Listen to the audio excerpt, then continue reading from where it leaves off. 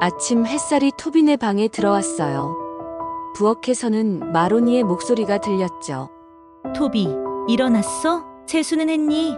이불 정리는 했니? 가방은 챙겼어? 토빈은 식탁에 앉아 조용히 말했어요. 또 시작이다. 아침부터 잔소리 폭탄이야. 마로니는 앞치마를 두르고 토스트를 굽고 있었어요. 말은 많았지만 표정은 따뜻했어요. 학교 가는 길, 토비는 루바우에게 말했어요. 우리 엄마는 맨날 뭐라고 해. 나만 미워해. 루바우는 조용히 말했어요. 근데 너 간식 가져왔잖아.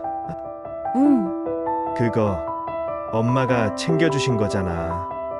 토비는 고개를 끄덕였어요. 그게 사랑이 아닐까? 토비는 말없이 걸었어요. 마음속이 살짝 따뜻해졌어요. 수업 시간에 세리나 선생님은 말했어요. 얘들아, 누가 너희한테 뭐라고 하면 기분이 좋을 때도 있고 속상할 때도 있지? 아이들이 고개를 끄덕였어요. 세리나는 부드럽게 말을 이었어요.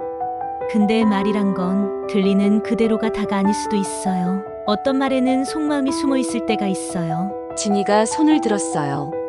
속마음이요? 그게 뭐예요? 세리나 선생님은 웃으며 설명했어요. 예를 들면 축제는 했어? 라는 말 안에는 내가 수업을 잘 따라가고 있는지 걱정돼가 들어있을 수 있어요. 또 왜 이렇게 늦게 와? 라는 말 속에는 무슨 일 생긴 줄 알고 걱정했어가 숨어 있을 수도 있어요. 아이들은 조용히 생각에 잠겼어요.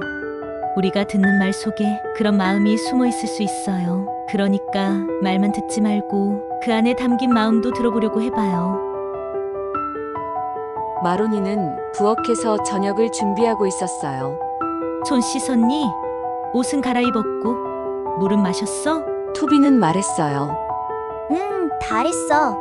그리고 나도 엄마 사랑해. 마로니는 멈칫하더니 조용히 웃었어요. 뭐야, 갑자기 왜 그래? 하지만 토비는 알았어요. 엄마의 그 웃음에도 나도 사랑해가 들어있다는 걸요. 사람들은 마음을 말로 잘 못할 때가 있어요. 그래서 사랑해라는 마음이 잔소리처럼 들릴 때도 있지요.